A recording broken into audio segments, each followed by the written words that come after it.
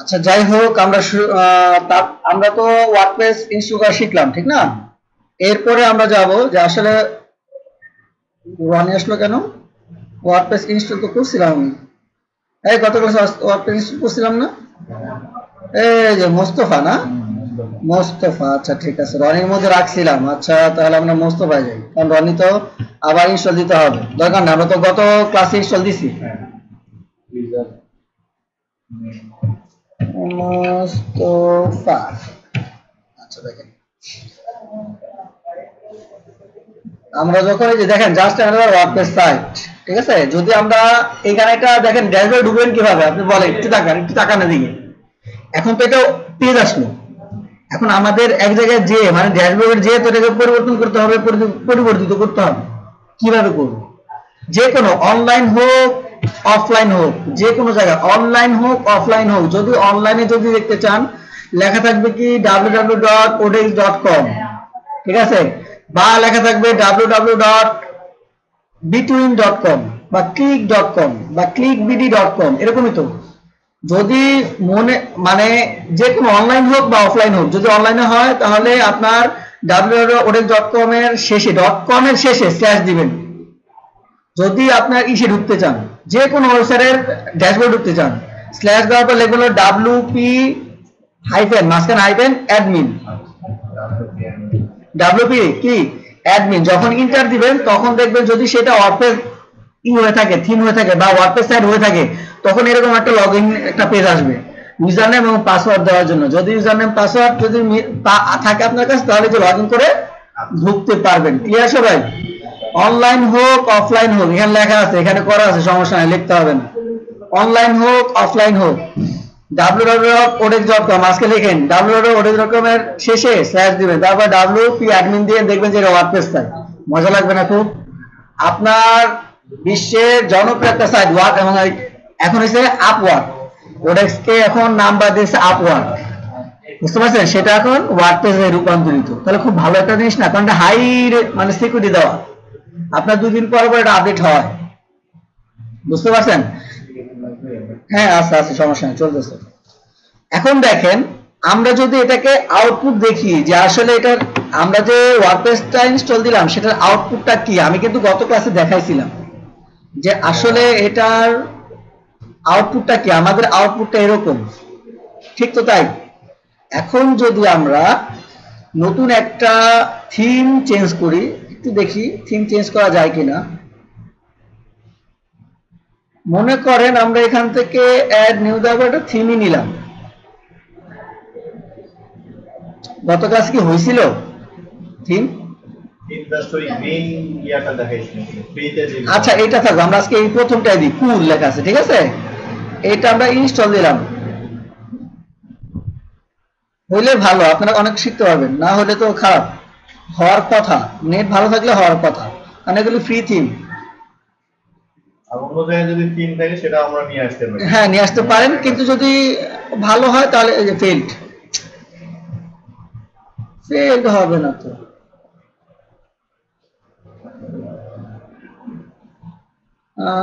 Latest, আচ্ছা পপুলারটা দিয়ে দেখি একটু। একটা থিম ইনস্টল দিলে আপনারা বুঝতে পারতেন একটা জিনিস, এটা আউটপুট আমরা কি এটা দেখতেছি, দেখেন এটার মধ্যে অনেক কিছু বুঝতে পারবেন না, কিন্তু একটা ছোটখাটো একটা থিম হলো একটা বুঝার ছিল যে আসলে একটা বুঝতে পারবেন অনেক কিছু ভালো। এখান থেকে 2015 2013 কয়টা আছে?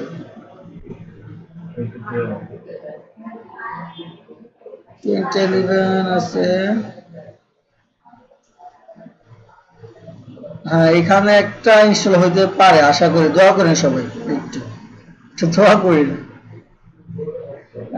2014 এটা না, ওই যে আমরা যেটা এখন আমার যেটা আছে সেটা এটা, আমাদের এখন যেটা আছে সেটা হলো এটা, ওই যে 2014, বুঝতে পারছেন? এটা তো ভালো লাগতেছে না, আমরা এরকম একটা দরকার, কারণ উপরে মেনু সেট করতে অনেক কিছু আছে বিষয়, মানে আপনাদের বোঝানোর জন্য আসলে ডায়নামিক জিনিসটা কি আর ওয়ার্ডপ্রেসটা কি, আপনারা এখন তো ক্লিয়ার না আসলে ওয়ার্ডপ্রেস জিনিসটা কি, আসলে ডায়নামিক। আমি শুধু বলতেছি যে ডায়নামিক করা শেখাবো, কিন্তু আপনারা বুঝতেছেন না।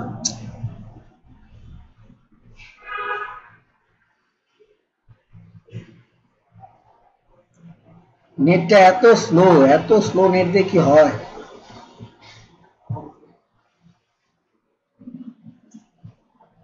এটা হলো হয়তো, এটা কি হবে অনেক আগে, তো যে ফেল করতেছে বারবার এসটিপি রিকোয়েস্ট।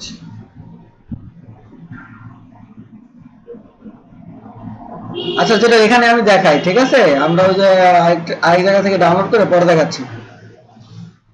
এখানে দেখেন কোনো লেখা আছে, এখানে কি আছে, হ্যালো ওয়ার্ল্ড, কি লেখা আছে, hello world, welcome to WordPress, তারপর এটা লেখা আছে, ঠিক আছে।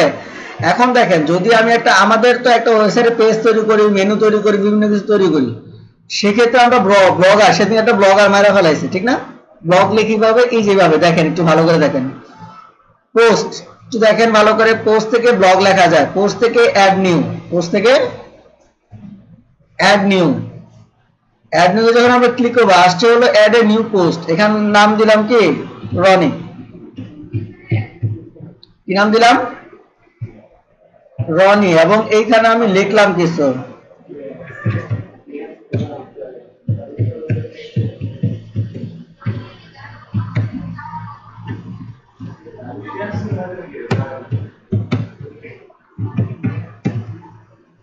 আচ্ছা এতটুকু লিখলাম, পাবলিশ দিলাম, তো দেখেন ভালো করে আমি কি দিয়েছি, টাইটেল দিয়েছি এবং কিছু লেখা লিখছি, লেখা লেখার পর আমি কি দিয়েছি, এটাকে পাবলিশড। এখন যদি আমি এখানে রিফ্রেশ করি, একটু দেখেন, এটা আমি রিফ্রেশ করলাম, কি আসছে, Rony, hi my name is Rony, বুঝতেছেন বিষয়টা।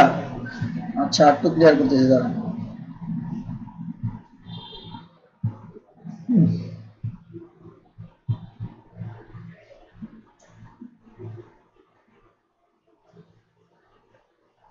ক্লিয়ার আছে, বাংলা আছে।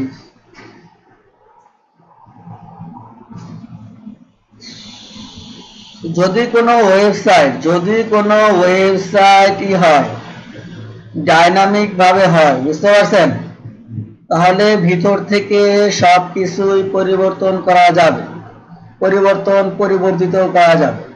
ক্লিয়ার সবাই?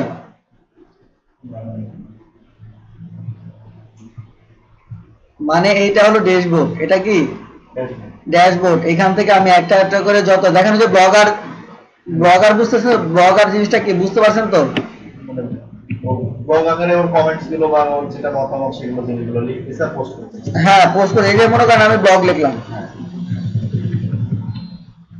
লিখলাম, লেখার পরে আমি দেখেন এইখানে যদি একটা, আচ্ছা থাক পাবলিশ দিই, ওটা আপডেট দিই, আপডেট দেওয়ার পরে আমি এটা রিফ্রেশ করি, আপডেট হোক, এখানে যে লেখা আছে, আচ্ছা এখানে আমি আপডেট দিলাম,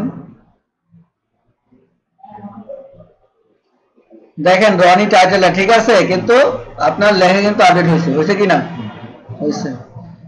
এটা গেল, একটা পোস্ট দিলাম, এখন আমার আরেকটা পোস্ট দরকার, পোস্ট দেওয়ার জন্য অ্যাড নিউ পোস্ট।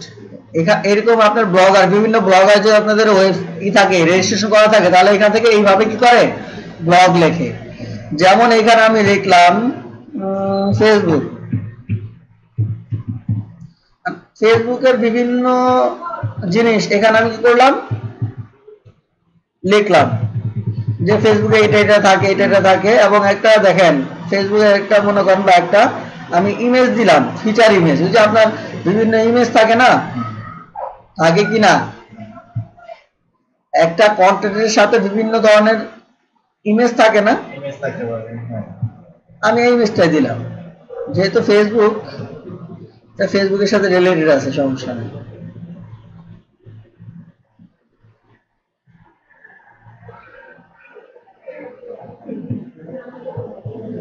এটা সেট ফিচার ইমেজ, যখন আমি ফিচার ইমেজটা দেখেন সেট করলাম, আসছে না, এখন উপরে গেলাম, যার পর এটা পাবলিশ দিলাম,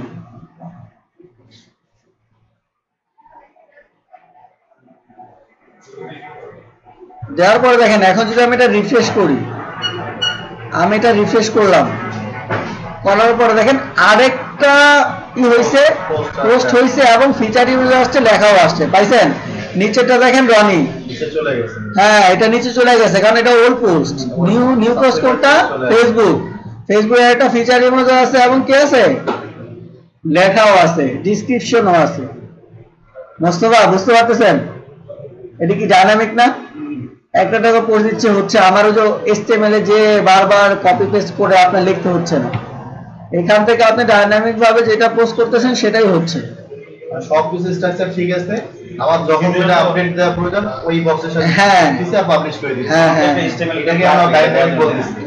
স্ট্যাটিকতে ছিল যে ওখানে আপনার লিখে ইয়া করে যদি বাড়াইতে হতো তাহলে ওই সেম ডিজাইনিং করে নিচে ডিজাইন করে করতে হতো এবং সি প্যানেল যেতে হতো। আর এটা সি প্যানেল যেতে হচ্ছে আপনার, এটার সি প্যানেল হলো আপনার অ্যাডমিন এখানে কাজ করতেছে। হ্যাঁ না না, এটার সি প্যানেল হলো আপনার একবার হোস্টিং এর জায়গাটা, একবার ডাইরেক্ট, কিন্তু এটা তো হোস্টিং এর জায়গা, এটা তো জাস্ট ওয়ার্ডপ্রেসের একটা প্যানেল, এটা অ্যাডমিন প্যানেল, যেখান থেকে আপনার বিভিন্ন ডাটা, বিভিন্ন ইউজার এগুলি কি করা হয়, কন্ট্রোল করা হয়। বুঝতে পারছেন? এটা করার জন্য তো মানে আমাদের প্রথমে একটা HTML লাগবে না? হ্যাঁ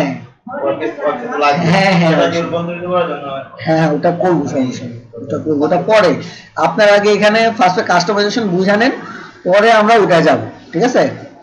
এখন দেখেন অ্যাড নিউ থেকে তো আমরা পোস্ট করলাম, পোস্ট কি কাজে লাগে আমরা তো দেখতেই পেলাম যে পোস্ট এই কাজে লাগে। পোস্ট কি জন্য ব্যবহার করি আমরা? ব্লগ বা লেখালেখির জন্য, যে আমরা যদি ব্লগটা লিখতে চাই তাহলে আমরা এখানে পোস্ট করব। এখন এই পোস্টটা যদি কোনো ক্যাটাগরির আন্ডারে আমরা করতে চাই, সাবমিট করতে চাই, যেমন এখানে দেখেন আমরা এটার মধ্যে যাই, আমাদের হোম পেজে যাই, যাওয়ার পরে দেখেন সব লেখা আছে, দেখেন এই যে আনক্যাটাগরাইজ লেখা আছে, দেখেন কোনো ক্যাটাগরি নেই। ক্যাটাগরাইজ কোথায়?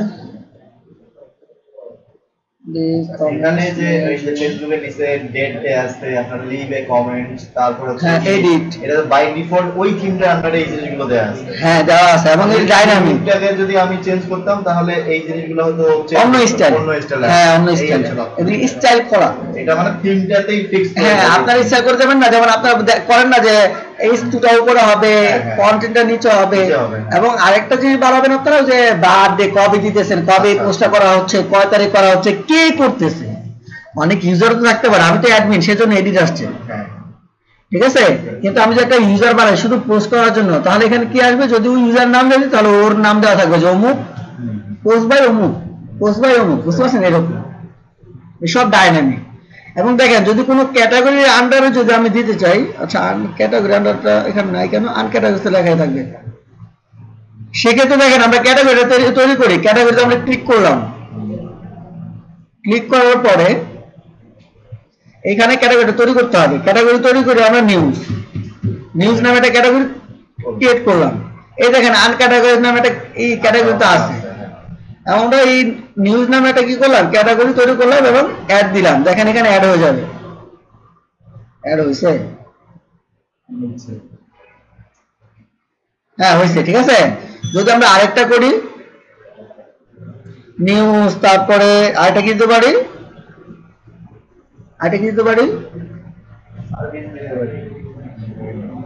আচ্ছা হাবিজাবি, ঠিক আছে?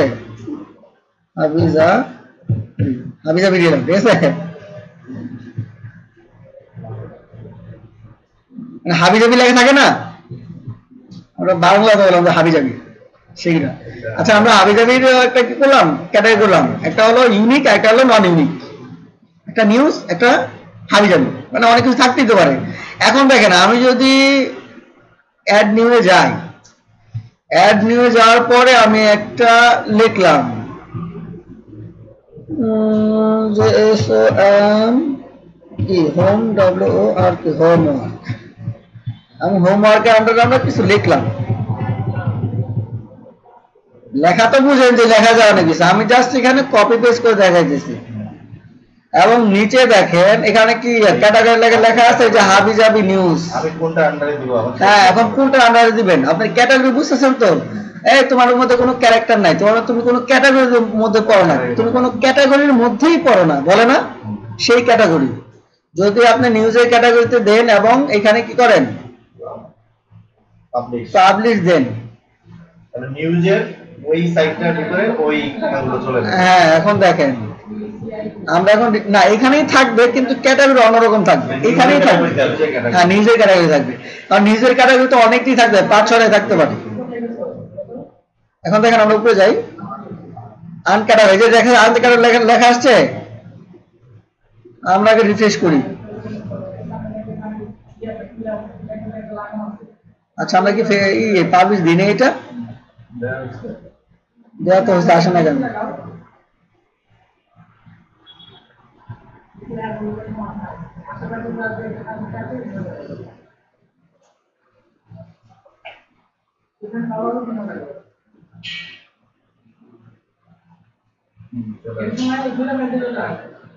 আনক্যাটাগরাইজ সবই তো একটু আগে ছিল না আনক্যাটাগরাইজ। আচ্ছা আমরা একটা ফিচার ইমেজ দিয়ে দিতে দেখি কি অবস্থা। ইমেজ দিয়ে দিলাম, একটা ফিচার ইমেজ দিয়ে দিই।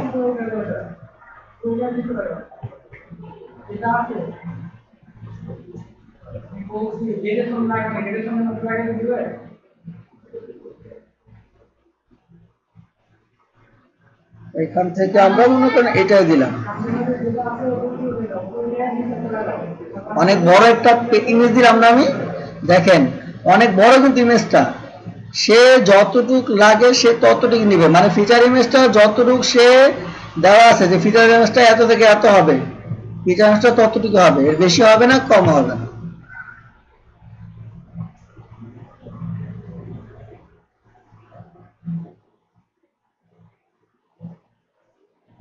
আসছে, এই যে নিউজিল্যান্ডার আসছে,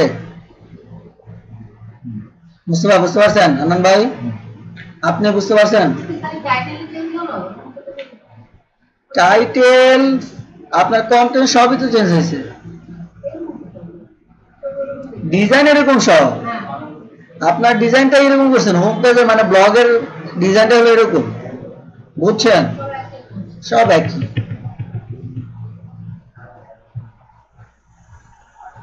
মানে ডিজাইন এক, হ্যাঁ থিম চেঞ্জ করলে অন্য ডিজাইন হয়ে যাবে, আবার সমস্যা নেই। আপনার ফিচার ইমেজ আসছে, টাইটেল চেঞ্জ হয়েছে এবং নিউজিল্যান্ডার আসছে, বুঝতে পারছেন বিষয়টা? কারণ আলাদা ক্যাটাগরি দিতে, এই যে ট্যাগ দেখছেন, এখান থেকে দেখেন ট্যাগও আছে। আমরা একটু নিচে যাই, এখানে ট্যাগ আছে, দেখেন ট্যাগ আছে। যখন আমরা ট্যাগটা অ্যাড করবো দেখেন ট্যাগ এসে বলবো, এই নিচে থাকবে সম্ভবত, দেখেন কারণ এটা তো 2050 তো। এখান থেকে আমি ট্যাগ দিলাম, এখানে ট্যাগ দিলাম হলো হ্যাঁ 2050 বা 2040 থিম আচ্ছা নাম দিছি 2040 সংখ্যা। আবার দিলাম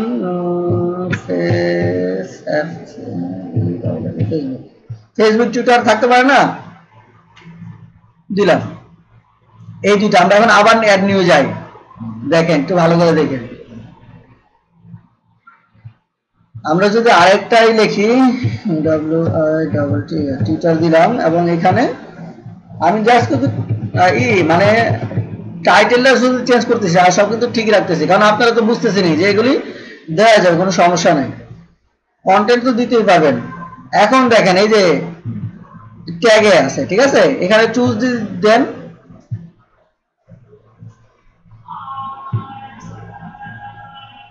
আসলে না কেন?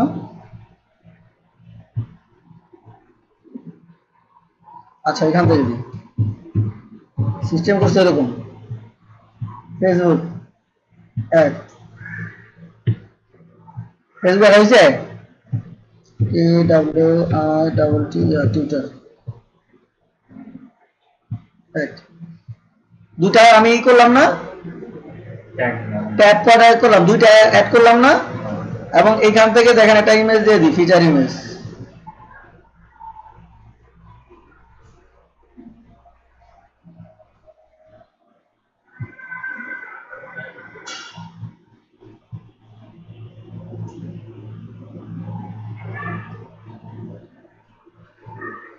সেট ফিচার ইমেজ দিয়ে দিলাম এবং কি দেব, এটা কিসের আন্ডারে দেব, হাবিজাবি, এটা হাবিজাবি দিলাম, পাবলিশ। হ্যাঁ